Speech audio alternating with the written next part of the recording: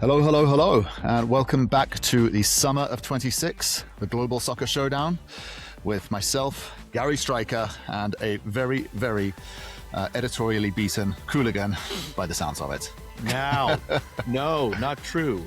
Listen, today is all about that most American of phenomenon, the Flaming Pinto. Yes, ladies and gentlemen, one of the greatest contributions from industrial United States to automotive history, a car that exploded when you ran into it. So that was we are doing this not to try and disrespect the United States of America, but merely to reflect that it is a large, disparate, diverse area. And we're really hoping that it doesn't happen to the U.S. men's national team today. So go Eagles. Yeah.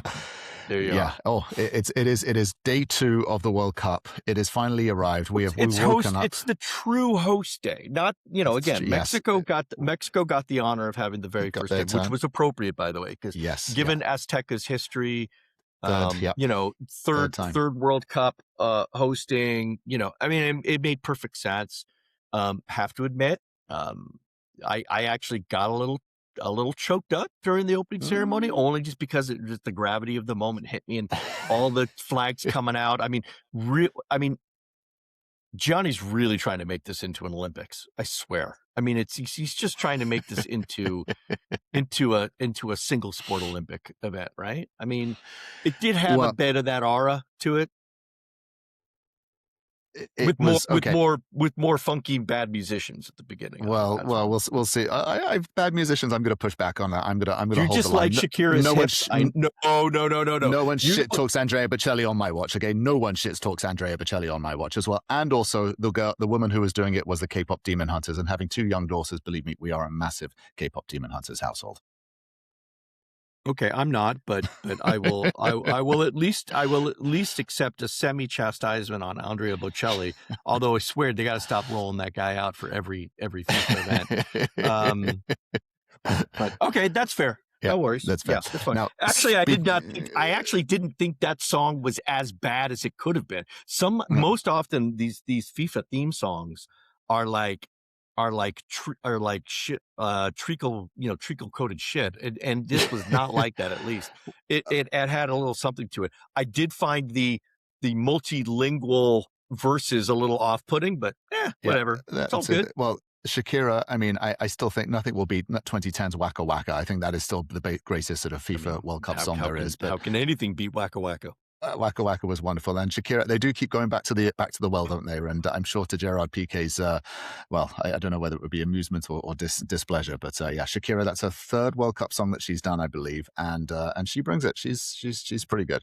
Absolutely. Okay, been doing the same moves for 20 years. She's been and those hips don't lie. Hey, they've been paying the bills for the last 20 years, haven't they? As well, right? Yeah.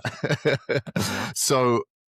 Okay, so Qooligan, you said something interesting. I know, and we've always said this, and you and I have obviously had this conversation many, many times, which is there's always a wave of negativity until the first ball is kicked, and then all of a sudden, bang, festival, right?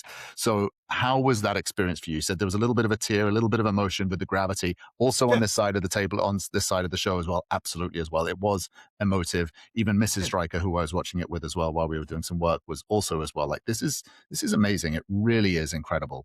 So yeah. The camera focused on Infantino and all the rage came back.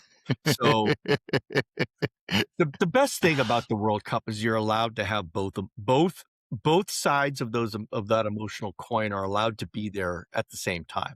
You can feel the love for the game. You can feel the passion for it, the excitement. At the same time, you can also look at the idiocracy that runs it and the graft and the evil that is present in that group and hate that at the same. It's all there. It's okay. It's totally okay. It's okay to love the stars on the field and the suits in the back office. Is that it? Yeah. You can love the stars in the field and want to shoot the suits in the booth. It's okay. It's fine. Yeah. And listen, the Mexico game was not a good game. I'll be blunt. I'm going to come out right now and say it. It was a good result for Mexico, but as a game, the South African quality, you could see it how wasn't many great. Poor touches. Yeah, the touches and the ball going out of play as well. That's the red flag right there. We'll get into the games. Okay, fine. Go on. All We'll get into the game later. We will get into that. I just want to peel back just to the sequencing of it. So there was the inaugural show as well. You were saying before how I think FIFA are expected to raise $14 billion from this FIFA World Cup, and you were saying why do they need that? And of course, and you can tell me that production quality and booking Bocelli and obviously sort of the K-pop Demon Hunters girl and all the rest of it are sort of, you can see they don't spare any expense when it comes to the production side of it. They really do. They wheel out all the superstars. Just talking on production, how did you find watching Fox's production? Obviously, here in the US, if you're in it, I know if you're listening from another country, there will be other sort of production companies and TV studios that will be doing it. But what was your sort of thought on sort of Fox's sort of cobbled together sort of crew, which was spread around the place? What's your take on it? Actually, I didn't see most of it because I wasn't watching the pre. I did not get a chance to do that because I was doing other things right before the Mexico kickoff, mostly pushing out articles. What I did see of the coverage did not stay in my memory. There was very little. There was very little about that core and that crew that stuck with me. I watched more of the South Korea banter and coverage. Much, yeah. I thought that was fine. I like Clint Dempsey as a pundit because he's so very droll, and it kind of reminds me of that character in Ted Lasso. What is it? Roy. Roy Kent, right? Yeah, Roy Kent. Thank you. Sorry, Roy Kent. Kind of reminds you. You always get the feeling that he's just that far away from going on an expletive-laden rant on television, and it just hasn't happened yet. And so I thought that was fun. But I'll be fair. They had to pull in a lot of other talent on the Fox side, right? I mean, they got Rebecca Lowe to do. Well, they've pulled her from, and if you're listening outside of the US, or sort of Rebecca Lowe hosts the Premier League on NBC, so she's on a network, but she's moonlighting on Fox for the World Cup. There's a lot of network moonlighters. A lot of freelancers are basically freelancers. A lot of moonlighters are coming in, right? So I mean, I just want to let Fox know I am still available, and my rates are very reasonable. So Yeah, you and Clint Dempsey would be a match made in heaven. Yes, I may not be as pretty as we're educated as Carly Lloyd is, or even Thierry Henry. But I mean, come on, man. It's like Alexi Lalas can't be the only old guy you have on there. The only old American guy on there with Clint Dempsey, right? It's hard in a way to sort of build up that chemistry, right? Because whereas if you look at like CBS and the coverage for the Champions League, amazing chemistry with Kate Scott and Thierry and Jamie Carragher and Micah Richards, right? So you can see they're trying to sort of fuse that a little bit together. That's a very unique thing, because even in England, where punditry is an art form, you don't always have that. You don't even have that level of banter coupled with experience. You know what I'm saying? That's the thing that I find and I strive. And again, you've got Landon Donovan was on the mic, and a lot of people criticize Landon Donovan. I think he's fine, right? I'm not expecting, and he does offer at least unique perspectives. He's one of the few people that you can get on the mic that's lived this. Right? He's played in all the big matches. He scored in big matches. He's played in the Azteca. He knows what it's like to be sitting inside the secured back room and have to be escorted out by armed guards. No, by the way, South Africa didn't have to do that because there's no there's no beef there. But that said, sure, I thought everything was just fine. It was, it was acceptable. I agree. Yeah, I thought the production was good. Mark Clatterberg should be banned from the airwaves. That guy is, for lots of reasons. The only thing that's worse than him is Dr. Joe Matchnick. Sorry. That guy, I'm like, one, he's not a doctor.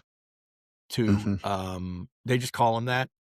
I think he does have a PhD in something, but like, stop calling him that. I mean, it's like, dude, it just lends an unnecessary air to him. There are far better people that you can get on the officiating front. For example, the lady that does CBS, the gal that works for the CBS crew on Champions League, I think she's far better.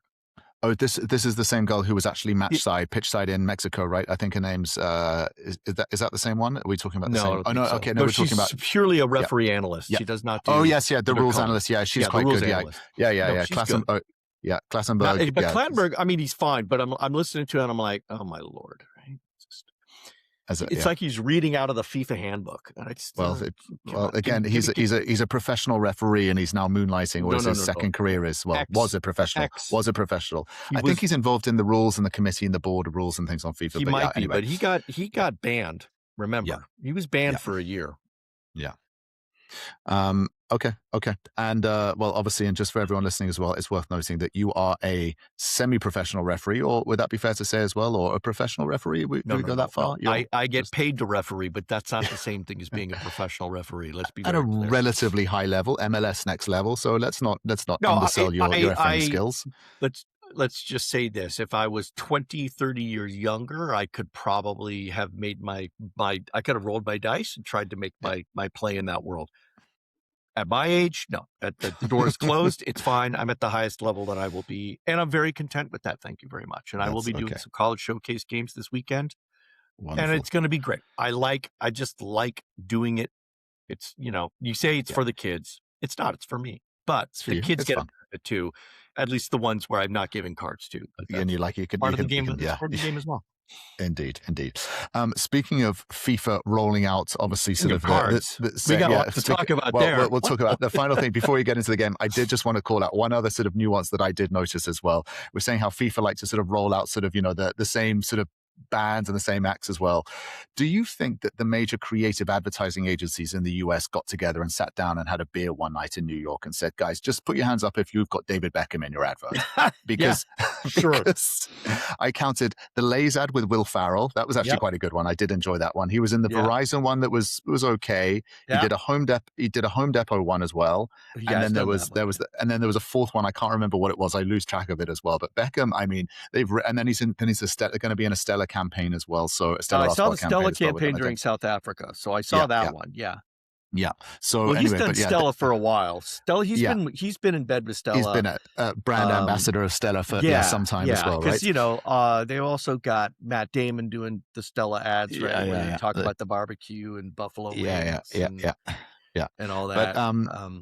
But they really, I mean, I know David Beckham, there just came out like a Forbes list that he's the first sort of like British sportsman to hit hit the billionaire status. And obviously his ownership of Miami has had a big part of that. But I mean, this must be a healthy cash flow as well. Just sitting there, just shooting ads every 4-year cycle if you're David Beckham. Yeah. And I think this could be the World Cup of Beckham again. For just because of the advertising drop, the guy's going to be on the screen more than most of the players. more than certainly Sithole is. That's for certainly sure as well, right? More than that's South Africa. Okay, let's get into the game. Where do you want to start? I mean, again, good result for Mexico, but in speaking with some of my L3 coterie, they were not happy. They did not like that at all, and they were very, very dour on the out. I mean, not on the outcome, but they were like, "We sucked." That was their take. I wouldn't be quite as harsh on that. I will say this: they struck early. That was good. We were talking yesterday about how early. In my mind, I was thinking 13th minute for a goal. It happened in the 9th. That was exactly what you needed to have happen. It did give them a spark, but they didn't take advantage of it. And to their credit, that was the one time where South Africa actually played decent, was after that goal. And then right up until the halftime break, South Africa buckled down and said, no, not on our house. We're gonna lock it down. Now they had no answer up front, but at least they were able to stem the tide. And of course, Julián Quiñones. I had not heard of this gentleman. I'll be perfectly candid. No. prior to this match, but all of a sudden you hear everybody talking about him. And I went, did some research, pushed out an article on him, but one of our writers, correspondents based down in Mexico, on the side was slacking. He said, he is the best player that Mexico has right now. Mm-hmm. And I was like, really? Why hadn't I heard anything about him? And well, because he plays in Saudi, right? He's a guy that he's actually Colombian, right? So he was born, raised in Colombia, started his career there, was plucked at 19 by Tigres to go to Mexico. Spent then from 19 up until his move to Saudi Arabia a year and a half ago, lived in Mexico, became a naturalized Mexican citizen, rejected Colombia's advances to join their team, and then joined the Mexican national team. This was his 23rd cap for Mexico. Wow. And yeah, what a fantastic dynamic player. I had a really interesting debate with one of my son's friends who's very savvy on the game about, I said he's going to get transferred out. He'll absolutely get taken away from Saudi. And his argument was no, because of his wages, because he probably makes an absurd amount of wages playing in Saudi. Tax-free as well. Yeah. And so he probably won't go. And I'm like, maybe we'll see. Right. It depends. We will now evaluate whether he actually loves the game more than he loves the money. I'm not going to give any value judgment on what he does. So anyway, aside from him, he was their entire offense.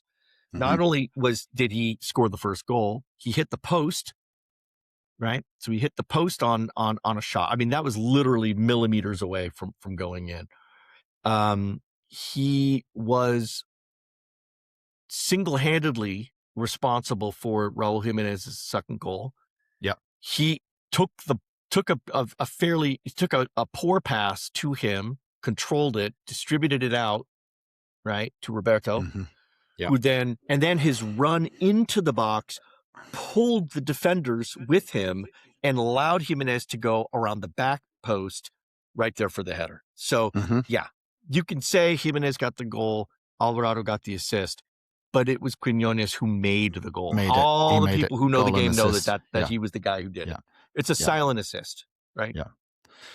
Jimenez with his first World Cup goal in 4 World Cups in 16 appearances. 126th cap, and he finally got his goal. So good for him. His World Cup goal as well, which was wonderful. And he got there in the end, yeah. So nice. So listen, big emotion for them.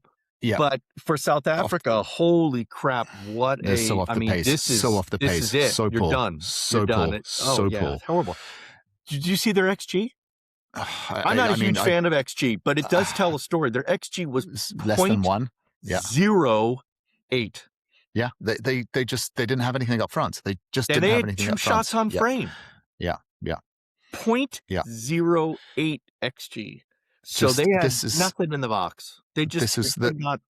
For me, as I think I mentioned before, is just there were some passes later, like crossfield passes, and instead of like standard control, bring it down and go on, just couldn't have the touch and the ball goes out of play. Yeah. Like that's kind of like sort of pee-wee soccer.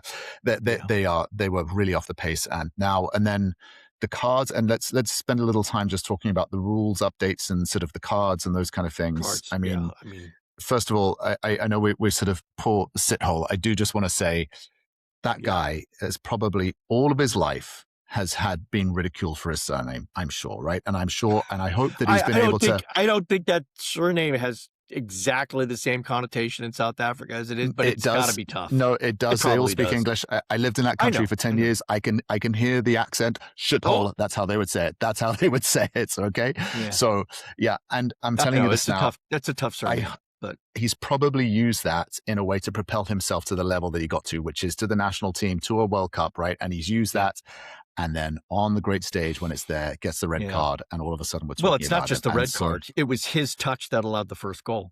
And then it touched it, and then he You could say Ron McMillian shouldn't have passed the ball into him. No. Dude, as a center defensive midfielder, your job is to not have the ball go 2 meters off your foot as soon as you touch it at the top of the box. You can't do that. And that's the quality, right? That's where the quality is. Yeah. So that's him, straight red card. So he misses the next 2 games, and South Africa aren't going through by the looks of it. So that's his World Cup done. That was it.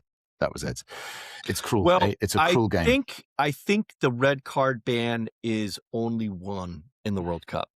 because Really? I kept hearing. Okay. Yeah, I think it's only a one. It's you're out on that game and you get one more after that. Unless it's for a violent offense. That was not a violent offense. That was a professional foul. I would suspect he's probably only going to miss one, so he might be able to feature in the. I don't know. Well, I'll have to double check. I'm sure he hasn't ingratiated himself with the coaches or his country with that after that performance. That is for sure. No, and you know, yeah, that was a red. It's one of those reds where you're like, but he didn't really do anything wrong. No, he didn't. But it's the combination of the three different things that built up on that, right? And he was the last player back as well, right? He was clearly the last player, and I think that's the biggest initiative is, are you the last player? Not only was he the last player, but he came in from behind and made no attempt to play the ball. Yeah. If he throws himself across the guy's legs to try and play the ball, you can have an argument that at least he tried to play the ball, and then that second factor is taken away, right? And then the third is, did the player have a goal-scoring opportunity? All three of those were there. It was a red card. There's no way you can argue against that. And then that second one. Timbers 1A, I mean, there are cameras everywhere. There's extra VAR. Like, why would you do that? And he's their most experienced player, too. Right? Yeah. But why? You're frustrated. Yeah. Tired.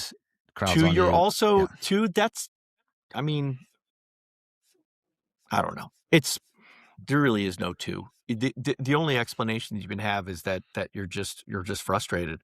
You're getting outplayed and everything's going against you, right? But he hadn't been on the pitch that long. He only came on in the 66th minute. And he was ejected in the 83rd minute. He came on 61. I think it came on the 61st, I think. But it's 60 something minute. But I don't think that 5 minutes is enough to have built that head scheme. But again, this is, I mean, cameras are everywhere. And I'm not a huge fan of the VAR adjudication after the fact, but I do think that when you went back and looked at it, you're like, oh yeah, he clearly threw a punch at the guy. He did it. Yeah. It was there. And look, maybe playing for Mamelodi Sundowns or Orlando Pirates, whichever one he plays for, because that's the two teams you can get away with that stuff because maybe they don't have as much technology going on there. But that's the other. That was my other thought, is that might be a more common frequency inside the South African domestic leagues, which are probably a little rougher than others. Looser, a little bit looser. Yeah, quality's not there and not as adjudicated. Tell me, what the were your third one? The Mexican one. That was a soft one. Hey, that looked soft. That didn't look like it needed to be a red. I agree. But this was my thought, and this is what I said to a bunch. I had a lot of debate about this within my core group of soccer loving friends. I said, if it had been a yellow card, I would not have protested. But I'm not protesting that it was a red. And again, it's because the same three criteria are there. Now, what the difference here is on the third bit. Was he really in a goal scoring position? That's the one area where it is not as clear cut in the second, for Montez, the South African player, I think, had a chance to go into the box, but I'm not entirely convinced that was a perfect goal scoring. It wasn't as he was square at the top of the box, beating the defender. He did have a clear path. Montez was the last man in that scenario. So all of those things meant Montez didn't try to play the ball. He swung through and hacked at the guy. He'll make an argument he's trying to play the ball, but the ball was already a meter behind. So, I actually thought that the Brazilian referee, who, by the way, is known for being exceptionally strict with his rules. He's given more red cards. I think he's noted for being very exacting and very strict and handing out cards, as we saw. I think that was appropriate. If he had just given a yellow, there would have been a lot of questions of, was he really favoring the Mexican team, right? And if you notice, it was immediate. When you watch that in real time, when he sees the foul, first thing he does is he's walking over there, he's reaching for the back pocket, which is where the red card's kept. So in his mind, he knows straight away. His mind was already there. Yeah. Then he stopped, listened to the VAR, took a moment, Then he went for it, right? But you could tell that he was already in that tip and talking to the booth going, I'm giving a red on that one. Yeah. And while it was soft, and I agree with that, I also believe it was consistent with the way that he had been officiating that game. So no, I don't have any protest with that. But I will also state for the record, if he had just given a yellow, I would have been okay with that. Mm-hmm. Yeah, that's fair. I did feel a little bit for Zwane, right, the South African, in the manner in which the red card was delivered after he'd sort of given that elbow, right? Because he didn't elbow. It was more of that rather than that. That was a fist. Yeah. Okay, so he gave him the fist, but then Sam Powers, the Brazilian referee, came up, obviously listens, and then he's got the microphone that's connected to the tannoy, and there's kind of like this voice of shame that just came down on him. And in his broken English, because he's Brazilian, so he speaks Portuguese, obviously English is kind of broken, has enough to get by, probably past some basic training.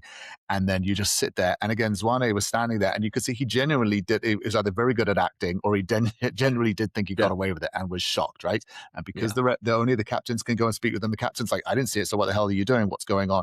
And he's calling out. It was again, just this is the way the production value and FIFA have kind of changed the game a little bit. Now there is this voice of doom that comes down and you've got, 80,000 people in the Azteca just screaming at the humiliation. He just must have crumbled inside. It must have been what a horrible experience for Zwane, for the player, but for entertainment factors, it's very entertaining. I mean, that's the new thing, is that they want the referee to announce significant VAR reviews, right?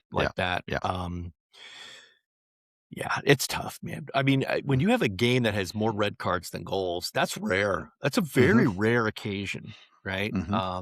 And so, I mean, but it certainly was exciting. And poor Montes, he's their captain, right? It was harsh. It was harsh, but but yeah, I don't know. I didn't hear what Aguirre had. I didn't hear if Aguirre had anything to say about it afterwards. I'd be curious to know whether he. Okay. I think he's smart enough to know not to poke the bear on that one. Yeah, just be like, sure, move on. Final other thing I just want to touch on is, I think we were messaging obviously throughout the game, the hydration breaks. I am a big fan of the hydration breaks because for the players, they get to hydrate. That's only because you have a small bladder. Well, I have a small bladder, and I think I was 2.5 beers in, and I needed to go and relieve myself as well. So the hydration breaks are great because you can't just beeline it for the restroom and get back in time for the second quarter or the fourth quarter to start. Listen, I understand their need and of course employ them when I'm officiating. I'll have to do it this weekend because it's going to be warm where I am. But the orchestrated 2-minute break where they're cutting to commercial without even doing an in-screen like a squish. It's called a squeeze back. They're holding the restart until the commercial break is over. Apparently Fox dropped the ball a little bit here, as I understand. It was a few minutes, and look, they'll learn, and they'll get it right. I noticed they messed up in the Mexico game. They did not mess up in the South Korea game. They were much tighter orchestrated on that. I'm not a huge fan of that, but listen, it's the rule that they've put in, so you got to take advantage of it while you could. I do think you're going to see games where that becomes, you read about it, where the game is no longer now about a half, it's about 4 quarters. Okay, fine. So it's a slightly different game in that way. Just you have to adjust. If you can't adjust, it's your own fault. It changes the flow. It really does change the flow of the game as well, because Mexico were really getting into it, and then there was that caution. It was almost like a timeout, as you say, just like, okay, guys, gather yourself, have a drink, and then get back into it. So the game has shifted a little bit because of that. And it shifted the South Korea game. The first half, especially, South Korea was very much on the front foot in the early parts of that game. Yeah, and it absolutely took away that momentum, and then it became a little bit more of an even match. Yeah. So, it will have that effect. And thankfully, in the South Korea case, it didn't become a negative. But I was really disappointed. I was like, man, if this game hadn't happened, they would have worn down Czech Republic and scored in the first half. Didn't happen. Yeah, fine. Didn't happen. But we should talk about that game because that was one of the best. Czechs. That really? Yeah. Gary. Yeah, but go on. Let me hear Gary, yours. Go on. Go. Yeah. I will give you exactly 2 minutes to justify that. I don't need 2 minutes. I just thought they were very organized. They were very well drilled. That Czech manager, and I say this because Mrs. Striker's is of Czech descent, as you know. So there's a little bit of bias there as well. But sure. The coach, the coach was a little bit like my father-in-law. I'm not going to lie, but they were very well organized. They were very well disciplined, and they were sturdy. They Czechs will be okay. They will be okay. They'll get through. Obviously, looking at South Africa, they're not going to stay. South Africa are done, right? But go on. Korea are always going to be better and going to win, absolutely. But I was surprised how organized and rigid they were. Rigid is good. They were rigid. That's why they're not going to do well. They're not flexible. They are disciplined. I will give you that. They're very big, as we know. And to be fair, that long throw-in was one of the best orchestrated set pieces I have seen. That was utterly brilliant, utterly sublime. And they nearly scored on a second long throw-in. And if it wasn't, if it wasn't for the,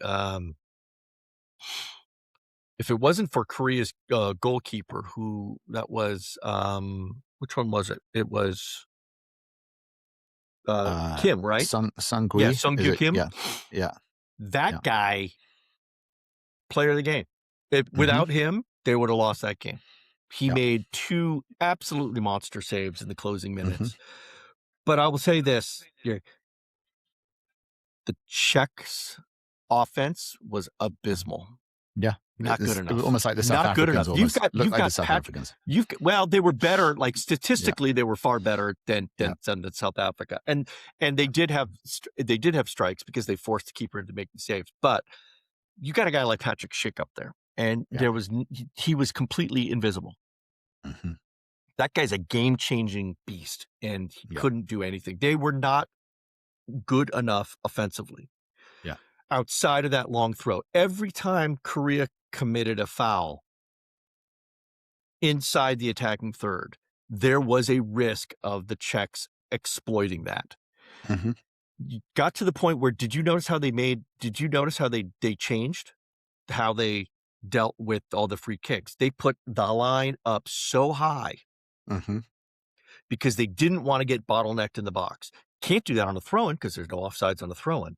That's what makes the long throw-in so dangerous for the Czechs, right? Because he can literally put that ball right into the box. If you don't crowd the box, if you don't defensively cluster in that middle, you're going to have open season.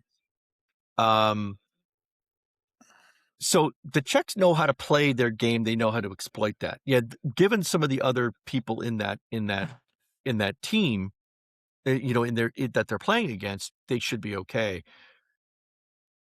But South Korea, wow, they had moments of sheer just fantastic brilliance. Not the best finishing, but and poor Sonny Boy, get rid of those yips, man, because he just cannot find the frame. He'll get there.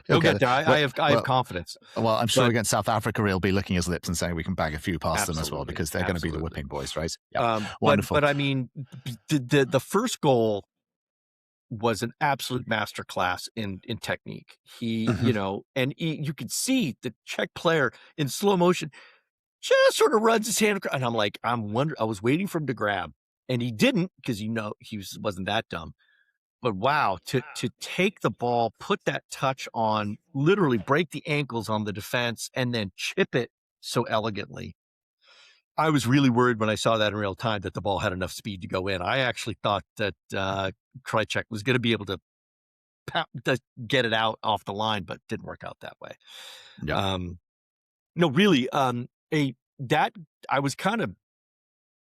I was kind of snoozing in the first half. I didn't think the first half was all that great, but the second half more than made up for it. And I think the better team won, right? South Korea was the better team.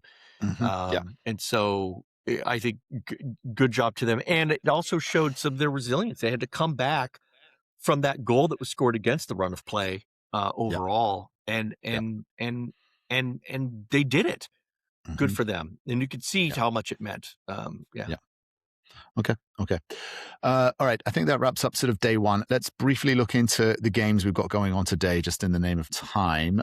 So we've got obviously second host country, Canada, playing Bosnia. At Canada, Bosnia. I'm looking at this, and I mean, my gut tells me that my head tells me that Bosnia might have the edge here. My heart says I want Canada to do well as the host nation, but I think Bosnia probably should have this one. I actually think this is a coin toss. I think neither team has won a game, right, in a while. Yeah, there's a lot of. I mean, well, I think Canada had some wins against some minnow teams. Yeah, right? But, Uzbekistan and Guatemala. Yeah, sure, Uzbekistan and Guatemala. But also Bosnia is the same boat, right? But Bosnia has those two of their draws. Yeah, came with shootout wins. If you're looking purely at statistical modeling, blah blah blah, this game's gonna be a draw. That's the most likely outcome is going to be either a 0-0 or a 1-1 draw. That's the way I look at it. The big question is going to be really the deciding factor, in my opinion, is how will Canada as a team respond to the pressure and the emotion of the moment. If they can channel that positively, they will have the edge over Bosnia. They will. Bosnia is a good team. They're solid. They're going to play like the Czechs. They're going to be organized. They're going to be very much exactly. They're going to be. They're going to be just like that, right? Big attackers up front, but they also have some really good young players, right? They have a lot of youth. In Canada's, Alphonso Davies is not going to play today. I don't think it hasn't been announced, but they cannot risk him coming out and getting an injury and then missing the later games. Jesse Marsch is smart enough to know he's got to keep Davies in his pocket for later. They have enough talent. They don't need him necessarily. They want him, and he's their talisman, but they can play without him, and they should be able to do fine without him. It's going to come down to, can Schaffelberg make big runs on the side? Can Jonathan David be accurate? Can Chouanier shut down, right? Can he shut down the Bosnian attack on that front? There's a lot that's going to be happening. I'm really excited to see how they play because it'll be an intriguing battle. Yes. But I think it's going to be a draw. That's the way I look at it. Yeah. All right. Okay. Well, that's the second host nation as well hosting. And then of course, just looking into this evening, we've got USA hosting Paraguay in LA at SoFi, or you can't call it SoFi anymore, but it's LA, but basically they're sort of in the Los Angeles Metropolitan Stadium, I believe is what they're using. That's what they've gone, yes. Interestingly owned by obviously Stan Kroenke, who owns Arsenal as well, and obviously the LA Rams as well. This is a big one. The Striker family are going down to downtown Austin to Zilker Park. The Austin FC are putting on a big jumbotron, and sort of we'll go to a watch party, and hopefully, apparently tickets are sold out, so there's meant to be 10,000-15,000 people there. So I mean, this place is in it's not in a great neighborhood of West Oakland, and this one's sold out. Which part of West Oakland does have a great neighborhood, just out of curiosity? Fair point. Representing Jack London Square. Did used to live there. Not technically West Oakland. Jack London's that's not West Oakland because it's on the other side of the freeway. It's there. But that neck of the hood represents. He used to live there for a while. Anyway, US, same thing I think applies for Canada as well. They have an opportunity here to capture the attention of the nation and get everyone on their side. If they come out of this, and as you say, the yips, Mexico did the best thing, score early, put everyone's knees, get everyone to a party atmosphere, get going. Everybody needs to score early. If the host nations don't score in the first half, it's gonna be a little. And Pulisic needs to step up and show that he is. I feel a little bit sort of nauseous saying this, the LeBron of America, right? The LeBron of American soccer, right? He is probably the best player that the US has ever produced. Nope. I disagree with that. Landon Donovan is far better. Absolutely, 100%. Okay. Landon Donovan was so much better. Okay, well, I think the levels in which Donovan went to, which was like... Yeah. He still has the opportunity to get to that level. But to take that, okay. No, seriously, Landon Donovan was far better. Look, he was good. He was good, but what did he Clint do? Dempsey, A lone move to Everton. Clint Dempsey. Actually, Dempsey's better than Donovan. was also better. I agree. I'm sorry. Dempsey has done more, but let's see. Pulisic has that chance to sort of take that. So he needs to be on it tonight. I really do. Christian, if you're listening, and I'm sure you probably are, play well, play well. My son has a Pulisic shirt. He's going to be cheering for you and rooting for you. So yeah, get out them early, score the early goal, get the crowd on your side, or as Proximo says to Maximus in Gladiator, win the crowd. Win the crowd, Maximus. Win the crowd. Thank you, Proximo. Yeah. Right. Yeah. Oliver Reed before he sadly passed away during the production of Gladiator. Yes. Anyway, the goods all go too early. Okay, Qooligan, I think that pretty much covers 40 minutes. That's nearly a full half of that's 2/4 of soccer, as they would say now in today's today's terminology. Yeah. Anything else you want to touch on or cover? Anything else about games going on? I think that pretty much covers it. No, I mean, this weekend we start getting into what is called the crazy time, where you have 3 or 4 games per day, right? 4 games on Saturday. They stagger those things out, right? And then back to 2 or 3. So yeah, it'll be running fast and furious. On Saturday there's Qatar, Switzerland at 2:00 Texas time, Brazil, Morocco. That will be a good one at prime time, 5:00. Haiti, Scotland at 8, and then that at 11:00. By the way, just out of curiosity, time zones for you. I have to confess, I ended up watching the Korea Czech game in the second half in bed. It was getting late for me. Because it was late for the East Coasters. For the East Coasters, it's even later as well. These times are going to be tough to watch. Like we've got anything that's any game that's going to be in Mexico or on the West Coast is going to be tough for the Eastern Seaboard because of the way the time zones work, right? But for those of us on the West Coast, this is an ideal scenario. Quite nice, yeah. It's a dream situation for you. That Turkey-Australia game at 9:00. But then again, you can see also as well the way they've structured it. That Australia game, for example, has been put there so the Australians can actually wake up. Correct. They are taking. They do take into account the time shift for the home side, and that's appropriate. It doesn't all revolve around the West Coast, man. It doesn't. Wonderful. Well, Qooligan, as always, obviously another busy day, exciting stuff with the kickoff. Hooligan-soccer.com to go and get all of the ramblings, insights, and musings of our writers, creators, and content partners. Until then, we will be back again tomorrow, and more. Peace.